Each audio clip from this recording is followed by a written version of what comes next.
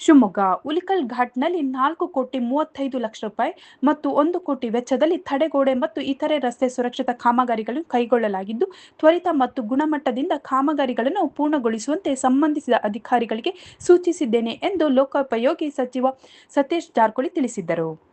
ಮಂಗಳವಾರ ಸಂಜೆ ಉಲಿಕಲ್ ಘಾಟ್ ಪ್ರದೇಶಕ್ಕೆ ಭೇಟಿ ನೀಡಿ ಅಲ್ಲಿ ಪ್ರಗತಿಯಲ್ಲಿರುವ ರಿಟೇನಿಂಗ್ ವಾಲ್ ನಿರ್ಮಾಣ ಹಾಗೂ ಇತರೆ ರಸ್ತೆ ಕಾಮಗಾರಿಗಳನ್ನು ಖುದ್ದಾಗಿ ವೀಕ್ಷಿಸಿ ಪರಿಶೀಲನೆ ನಡೆಸಿ ಮಾತನಾಡಿದರು. ಘಾಟಿಯಲ್ಲಿ ಭಾರೀ ಪ್ರಮಾಣದ ವಾಹನ ಬಿಟ್ಟು ಬೇರೆ ಲಘು ವಾಹನಗಳ ಪ್ರಯಾಣಕ್ಕೆ ಈಗಾಗಲೇ ಅವಕಾಶ ಮಾಡಿಕೊಡಲಾಗಿದೆ. ಇಲಾಖೆಯಡಿ ಸ್ಥಗಿತಗೊಂಡ ಕಾಮಗಾರಿಗಳಿಗೆ ಚಾಲನೆ ನೀಡಲು ಸೂಚಿಸಿದ್ದೇನೆ.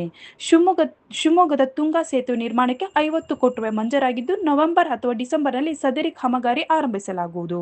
ಮಳೆಗಾಲದ ಹಿನ್ನೆಲೆಯಲ್ಲಿ ಘಾಟಿ ಪ್ರದೇಶದಲ್ಲಿ ಭೂಕುಸಿತವಾಗದಂತೆ ತಡೆಯಲು ಮತ್ತು ವಾಹನ ಸವಾರರ ಸುರಕ್ಷತೆಯನ್ನು ಖಾತ್ರಿಪಡಿಸಿಕೊಳ್ಳಲು ಕೈಗೊಳ್ಳಲಾಗುತ್ತಿರುವ ಮುಂಜಾಗ್ರತಾ ಕ್ರಮಗಳ ಬಗ್ಗೆ ಸಚಿವರು ಅಧಿಕಾರಿಗಳಿಂದ ಸಮಗ್ರ ಮಾಹಿತಿ ಪಡೆದರು.